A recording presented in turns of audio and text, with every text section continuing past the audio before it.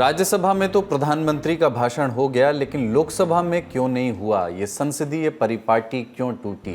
क्या सच में प्रधानमंत्री पर हमला होने वाला था, या जैसा कि विपक्ष का आरोप है, प्रधानमंत्री जरूरी सवालों का जवाब नहीं देना चाहते थे? आज के शो में इन्हीं सवालों के जवाब तलाशने की कोशिश करेंगे।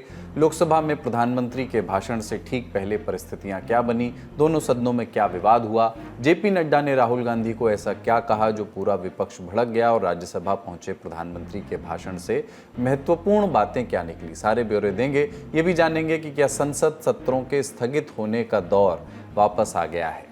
रूस से तेल खरीद पर भारत सरकार ने अब क्या कहा, इंडिया अमेरिका ट्रेड डील के कागज कब तक सामने आएंगे, और मेघालय में 10 मजदूरों की मौत किस वजह से हो गई।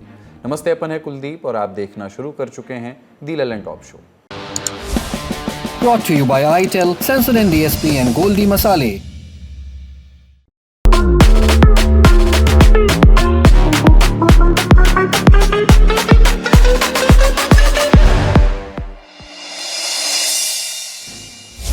पाँच फरवरी की सुबह से ही एक बड़ा सवाल तैर रहा था कि क्या लोकसभा में प्रधानमंत्री नरेंद्र मोदी का भाषण होगा। सुबह 11 बजते बजते तस्वीर साफ हो गई। पता चला कि लोकसभा में तो नहीं, लेकिन राज्यसभा में प्रधानमंत्री का भाषण जरूर होगा। बरसों से जो संसदीय परिपाटी चल रही है वो चलती रहेगी, थोड़े बदलाव के साथ ही। तो 5 फरवरी को शाम 5 बजे प्रधानमंत्री राज्यसभा पहुंचे और अपनी बातें रखी। प्रधानमंत्री ने कहा कि हमारा देश युवा होता जा रहा है और भारत बहुत तेजी से आगे बढ़ने जा रहा है। अभी हमारा देश एक अहम पड़ाव पर पहुंच गया है जहां हमें रुकना नहीं बल्कि आगे बढ़ना है। इसके बाद प्रधानमंत्री ने विपक्ष को निशाने पर लिया, साथ ही कुछ और बातें कहीं। मसलन जब हम आज़ाद हुए थे तब 6 नंबर की इकॉनमी थे, कांग्रेस ने 11वें नंबर पर ला दिया। वैश्विक मंचों पर भारत ग्लोबल साउथ की आवाज़ बन गया है। पहले कोई देश हमसे डील नहीं करता था, अब एक विकसित देश विकासशील देश के साथ डील कर रहा है। दुनिया अब हमें बराबरी से देखती है। अमेरिका से ट्रेड डील का फायदा देश के नौजवानों को होगा। कांग्रेस के प्रधानमंत्रियों के पास न सोच थी, न विजन था और न ही इच्छा शक्ति। प्रधानमंत्री के भाषण के दौरान विपक्ष ने वॉकआउट भी किया। इधर वो विपक्ष पर आरोप लगाते रहे। यही संवेदनशीलता है, समाज के लिए जीने मरने का यही संकल्प है। पल पल, तिल तिल समाज के लिए बिताना, घिसना, झलना, वो उनको परेशान कर रहा है। तब जाकर के मोदी तेरी कब्र खुदेगी, ये मंत्र लेकर के चल रहे हैं, ये सपने देख करके चल रहे हैं और बातें लोकतंत्र की करते हैं। मोहब्बत की दुकान के साइन बोर्ड लगाते हैं। क्या सार्वजनिक जीवन में ऐसी नफरत होती है? लेकिन लोकसभा में प्रधानमंत्री का भाषण क्यों नहीं हो पाया? ये तो संसदीय परिपाटी रही है। 2004 में टूटी थी, जब 10 जून 2004 के दिन तत्कालीन प्रधानमंत्री मनमोहन सिंह धन्यवाद भाषण पर नहीं बोल पाए थे। प्रधानमंत्री नरेंद्र मोदी खुद इन मौकों पर भाषण देते रहे हैं, जिनकी क्लिप्स आज भी सोशल मीडिया पर वायरल होती हैं। फिर साल 2026 में ये परिपाटी कैसे टूटी? 2 नैरेटिव चल रहे हैं। पहला सत्ता पक्ष की ओर से ये कि विपक्ष ने प्रधानमंत्री पर हमले का प्लान बना लिया था। कांग्रेस की कई महिला सांसद प्रधानमंत्री की कुर्सी के आसपास इकट्ठा हो गई थी। प्रधानमंत्री के साथ कुछ भी हो सकता था।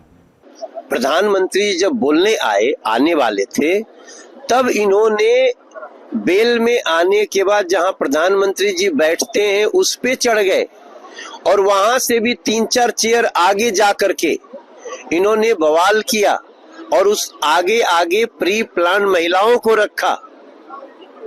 आगे सबसे महिलाओं को रखा, पीछे अपने लोग आए। इनकी पूरी मनसा आज लड़ाई करने की थी। वो तो धन्यवाद है किरण रिजिजू जी का, धन्यवाद है हमारे अश्विनी वैष्णव जी वहां थे। सब लोगों ने उनको रिक्वेस्ट कर करके, प्रार्थना कर करके पीछे हटाया। उनकी करीब 7-8 महिला सांसद वो आगे आकर के जहां प्रधानमंत्री जी बैठते हैं वहां, और जहां से आते हैं वहां 3-4 चेयर तक इन्होंने पूरा घेर लिया। तब प्रधानमंत्री जी को रुकना पड़ा होगा, क्योंकि हम तो प्रधानमंत्री जी को नहीं देखे, लेकिन हम तो उनको सुनने के लिए तैयार बैठे थे। कल यानी 4 फरवरी को लोकसभा में प्रधानमंत्री का भाषण टलने के बाद ये खबर आई थी कि अब ये भाषण 5 फरवरी को हो सकता है, लेकिन 5 फरवरी को लोकसभा की कार्यवाही चल ही नहीं पाई, इसे अगले दिन के लिए स्थगित कर दिया गया। लेकिन इस बीच स्पीकर ओम बिरला ने एक बड़ा दावा किया, कहा कि उन्होंने ही प्रधानमंत्री को न आने के लिए कहा था क्योंकि उनके पास जानकारी थी कि कांग्रेस के कुछ सांसद प्रधानमंत्री मोदी के साथ अप्रिय घटना को अंजाम दे सकते हैं। सदन के नेता को सम्मानीय महामहिम राष्ट्रपति के अभिभाषण पर जवाब देना था, तो मेरे पास पुख्ता ऐसी जानकारी आई कि कांग्रेस पार्टी के कई सदस्य माननीय प्रधानमंत्री जी के आसन पर पहुंचकर कोई भी अप्रत्याशित घटना कर सकते थे। ये दृश्य मैंने सदन में देखा भी सही। अगर ये घटना हो जाती तो ये अत्यंत अप्रिय दृश्य देश के लोकतांत्रिक परंपराओं को तार-तार कर देता। इसको टालने के लिए मैंने माननीय प्रधानमंत्री से आग्रह किया कि उन्होंने सदन में नहीं आना चाहिए, और सदन के सभापति होने के नाते मेरी जिम्मेदारी बनती थी कि सदन की उच्च परंपराओं, गरिमाओं को अक्षुण्ण बनाए रखें। सदन के नेता सदन में न बोले, ये सभा के लिए किसी प्रकार के लिए उचित नहीं है। सदन के नेता ने उपस्थित न रहकर मेरे आग्रह को मानकर सदन को अप्रिय दृश्य से बचाया। नया सेंसोडेंट डीएसपी नर्व्स को प्रोटेक्ट करे और इनेमल को repair. Feel the relief with सेंसोडेंट DSP. आपको मालूम ही है कि राहुल गांधी लगातार पूर्व सेना प्रमुख जनरल एमएम नरवणे की अप्रकाशित किताब को लेकर सरकार को घेर रहे हैं। ये किताब 2020 के गलवान संघर्ष के बैकड्रॉप में लिखी गई है। कुछ मीडिया रिपोर्ट्स के मुताबिक किताब में नरवणे ने ये इशारा किया है कि उस दौरान पॉलिटिकल लीडरशिप ने उन्हें दुविधा में डाल दिया था। दुविधा ये कि चीनी टैंक पास आते जा रहे थे और किसी तरह का स्पष्ट निर्देश रक्षा मंत्री या प्रधानमंत्री की ओर से नहीं आया था। मसलन जनरल नरवणे ने जब रक्षा मंत्री राजनाथ सिंह से फोन पर ऑर्डर्स मांगे तो रक्षा मंत्री ने प्रधानमंत्री से बात की, बाद में जनरल को बताया कि प्रधानमंत्री ने जो उचित लगे वो करो की बात कही है, ऐसा एक पत्रिका ने छापा है। तो राहुल गांधी समेत विपक्ष का नैरेटिव ये है कि इस स्थिति में प्रधानमंत्री पीछे हट गए, जिसकी वजह से जमीन का एक बड़ा हिस्सा भारत के हाथ से चला गया, नो मैन्स लैंड बन गया। यानी ये पहले भारत के पास था, इस टकराव और ढीले रवैये के बाद से अब ये भारत के पास नहीं है, ऐसा राहुल गांधी का आरोप है। बीते दिनों जब लोकसभा में राहुल गांधी ने इस अप्रकाशित 4 स्टार्स ऑफ डेस्टिनी नाम की किताब से कुछ अंश पढ़ करके सुनाने की कोशिश की तो उन्हें ऐसा नहीं करने दिया गया, नियमों का हवाला दे करके। जब नहीं करने दिया गया तो विपक्ष ने प्रोटेस्ट किया, जिसके चलते 8 विपक्षी सांसद सस्पेंड किए गए, इनमें से 7 कांग्रेस के हैं। फिर इस सस्पेंशन के खिलाफ भी 4 फरवरी के दिन प्रोटेस्ट हुआ। राहुल गांधी ने तो ये तक कह दिया कि प्रधानमंत्री की हिम्मत नहीं है कि वो लोकसभा आ जाएं। एप्स्टाइन फाइल्स में जो है, जो पूरा देश जानना चाहता है मगर अभी अमेरिका ने रिलीज नहीं किया है, और दूसरा जो अदानी जी पर केस है, जो एक्चुअली मोदी जी पर केस है, क्योंकि वो बीजेपी का फाइनेंशियल स्ट्रक्चर है, मोदी जी का फाइनेंशियल स्ट्रक्चर है। तो ये 2 प्रेशर पॉइंट्स हैं, और आप ये बात समझ लो, देश ये समझ ले कि प्रधानमंत्री कॉम्प्रोमाइज्ड है। राहुल गांधी का ये बयान 4 फरवरी को दोपहर में आया। फिर जब प्रधानमंत्री के बोलने की बारी आई तो सदन के भीतर विपक्ष का बिल्डअप बढ़ता गया। इससे ठीक पहले गोड्डा से बीजेपी सांसद निशिकांत दुबे का भाषण हो चुका था। उन्होंने कुछ किताबों का नाम लेते हुए पूर्व प्रधानमंत्रियों जवाहरलाल नेहरू, इंदिरा गांधी और राजीव गांधी पर कुछ आरोप लगाए, जिन पर कांग्रेस के सदस्यों ने खूब विरोध जताया। कहा कि ये भारत के पूर्व प्रधानमंत्रियों के चरित्र हनन की कोशिश है। कांग्रेस के सांसद इस बात से भी नाराज थे कि राहुल गांधी को तो किताब के अंश नहीं पढ़ने दिए गए, जबकि निशिकांत दुबे को ऐसी किसी रुकावट का सामना नहीं करना पड़ा। यानी कांग्रेस के सांसद फुल तैयारी में थे। बात इतनी बढ़ गई थी कि लोकसभा स्पीकर के ऑफिस में बीजेपी और विपक्ष के सांसदों की बैठक हुई। थोड़ी बहुत कहासुनी की खबरें भी आईं, लेकिन इस बैठक से भी कोई सहमति नहीं बनी। विपक्ष के सांसद अब निशिकांत दुबे के सस्पेंशन की मांग करने लगे। इसी मांग के साथ कांग्रेस की कुछ महिला सांसद ट्रेजरी बेंचेस की ओर जा पहुंची। इनका नेतृत्व सांसद वर्षा गायकवाड़ कर रही थी। इन सांसदों ने कुछ पोस्टर भी उठा रखे थे, कई में प्रधानमंत्री मोदी की तस्वीर थी। और लिखा था कि जो सही लगे वो करो, यानी एक बार फिर से जनरल नरवणे की अप्रकाशित किताब का संदर्भ। अब सत्ता पक्ष की ओर से इसी बिल्डअप को प्रधानमंत्री पर हमले की योजना बताया गया। इधर विपक्ष का कहना है कि ये सिर्फ बहाना है, प्रधानमंत्री विपक्ष के सवालों का जवाब नहीं देना चाहते, इसलिए लोकसभा नहीं आए। 5 फरवरी को इसी आशय का बयान कांग्रेस महासचिव और वायनाड सांसद प्रियंका गांधी वाड्रा की ओर से आया। उन्होंने राहुल गांधी का जिक्र करते हुए सवाल पूछे कि डर किस बात का है, यही कि राहुल किताब से कुछ अंश पढ़ देंगे या एप्स्टीन फाइल्स और भारत अमेरिका ट्रेड डील पर कठिन सवाल पूछ लेंगे। क्या बात है, किस चीज से डर रहे हैं? कि वो किसी किताब से कोट करेंगे, इससे डर रहे हैं? एप्स्टीन फाइल से डर रहे हैं? किस चीज से डर रहे हैं? कि हम उनको कटघरे पे खड़े कर देंगे क्योंकि उन्होंने ये ट्रेड डील की है जिसमें सारे किसानों की जिंदगी बर्बाद होने जा रही है। कांग्रेस सहित पूरा विपक्ष अब भी इसी मांग पर अड़ा है कि राहुल गांधी को बोलने दिया जाए, और जब तक राहुल को नहीं बोलने दिया जाएगा तब तक प्रधानमंत्री को भी नहीं बोलने दिया जाएगा। 5 फरवरी को लोकसभा की ये खींचतान राज्यसभा पहुंच गई, जहां मामला और बिगड़ता नजर आया। सबसे पहले राज्यसभा में नेता प्रतिपक्ष खड़गे ने यह मुद्दा उठाया, जिस पर नेता सदन जेपी नड्डा भड़क गए। उन्होंने राहुल गांधी को अबोध बालक कह दिया। बार बार नेहरू जी को गालियां देना, इंदिरा जी को गालियां देना, अपोजिशन लीडर के लिए आपने जो शब्द उपयोग करे वो खंडनीय है। और वो ये चाहते हैं कि भाई ये नरवणे की किताब है, इसमें क्या है मुझे मालूम नहीं, मैं पढ़ के बताता हूं।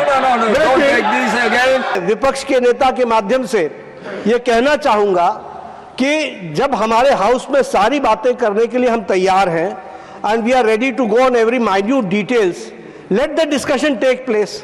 आप हमसे बहुत सीनियर हैं और आप सब में बहुत से लोग हमसे सीनियर हैं, लेकिन एक बात मैं जरूर निवेदन करूंगा, अपनी पार्टी को अबोध बालक का बंधक मत बनाइए, बंधक मत बनाइए। इस बीच हंगामा और बढ़ गया। कांग्रेस सांसद वेल के करीब आ गए, खूब नारेबाजी हुई। इस बीच खड़गे और नड्डा के बीच बहस जारी रही। नड्डा ने राहुल गांधी को अबोध बालक कहा था, तो खड़गे ने बीजेपी नेताओं को बंधुआ मजदूर बोल दिया। राहुल गांधी की तरह खड़गे ने भी जनरल नरवणे की अप्रकाशित किताब का जिक्र किया। जिक्र करते ही सभापति ने उन्हें रोक दिया, जिसके विरोध में कांग्रेस सांसद वॉकआउट कर गए। फिर प्रश्नकाल और लंच के बाद अन्य मुद्दों पर सांसदों ने अपनी बात रखी, जिसके बाद राष्ट्रपति के अभिभाषण पर धन्यवाद प्रस्ताव पर चर्चा हुई, जिस पर जवाब देने के लिए प्रधानमंत्री शाम करीब 5 बजे राज्यसभा में आए। उन्होंने जो कुछ कहा वो हम आपको बता ही चुके हैं। वैसे राहुल गांधी को अबोध बालक कहने का मामला अभी शांत नहीं हुआ। इसी के बैकड्रॉप में पक्ष और विपक्ष के नेता एक दूसरे पर सदन न चलने देने के आरोप भी लगा रहे हैं। पिछला शीतकालीन सत्र जब समाप्त हुआ था तब एक बात पर खुशी जताई गई थी, यही कि प्रोडक्टिविटी 100% से ज़्यादा रही। तस्वीरें भी आई थी जिनमें संसदीय परिपाटी के अनुरूप पक्ष और विपक्ष के नेता आपस में हल्की फुल्की बात करते हुए नजर आ रहे थे। चाय पार्टी भी हो रही थी, यानी तब एक उम्मीद जगी थी कि आगे भी इसी तरह की प्रोडक्टिविटी रहेगी। लेकिन एक बार फिर से स्थगन और बर्खास्तगी का दौर शुरू हो गया है। फिर से वही दृश्य सामने आने लगे हैं जब एक के बाद एक संसदीय सत्र हंगामे की भेंट चढ़े। हमारे प्रतिनिधियों को अपने व्यवहार पर विचार करने की ज़रूरत है। संसद चलाने की जिम्मेदारी सत्ता पक्ष और प्रतिपक्ष दोनों की है, ताकि जनता का फायदा हो। उम्मीद है सब कुछ जल्द ही पटरी पर आएगा और स्वस्थ संवाद और कामकाज संसद में देखने को मिलेगा। अब बारी है सुर्खियों की। गोल्डी छोले मसाले, जहां जाएं रिश्ते बनाएं। गोल्डी लाए हैं फ्रेश लॉक टेक्नोलॉजी, जो रखे मसालों को हर समय फ्रेश। ट्रेड डील तो हो गई, लेकिन उसके कागज कहाँ हैं? कब आएगा ट्रेड डील पर साझा बयान? 3 दिनों से चल रहे इन सवालों के मोटा माटी जवाब मिल गए हैं। जवाब आया है केंद्रीय मंत्री पीयूष गोयल की जानिब से। बोले कि डील की डिटेलिंग पर काम चल रहा है, एग्रीमेंट का ड्राफ्ट फाइनल किया जा रहा है। 4-5 दिनों में भारत अमेरिका जॉइंट स्टेटमेंट, साझा बयान जारी कर सकते हैं। बहुत ही सार्थक चर्चा चल रही है भारत और यूनाइटेड स्टेट्स ऑफ अमेरिका के बीच, जो हमारे दोनों नेताओं ने निर्णय लिया है। हमारा पहला ट्रांच बायलैटरल ट्रेड एग्रीमेंट का लगभग तैयार हो गया है।